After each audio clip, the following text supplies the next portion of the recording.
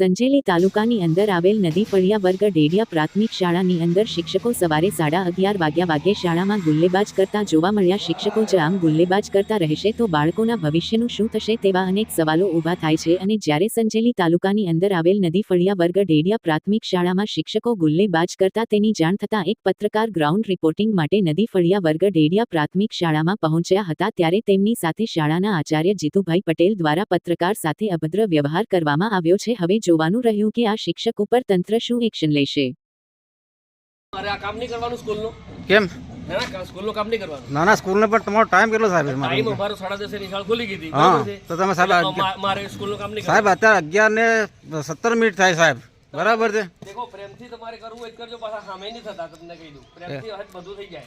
ના એટલે પ્રેમથી નથી સાહેબ, એટલે સાહેબ મીડિયા ના સાહેબ મીડિયા વાળા બી દાદાગીરી આપવાની એવી ધમકી આપવાની કાયદેસર બતાડવાની મને યાર નથી ધમકીની વાત નથી તો તમે લોકો આ સિસ્ટમ ખોટી કાઢી છે। ના ખોટી નથી પણ તમારો જે ટાઈમ સ્કૂલનો ટાઈમ કેટલા વાગ્યાનો સાહેબ મારું એમ કેવું છે બરાબર મીડિયા વાળા તમે ધમકી આપો છો।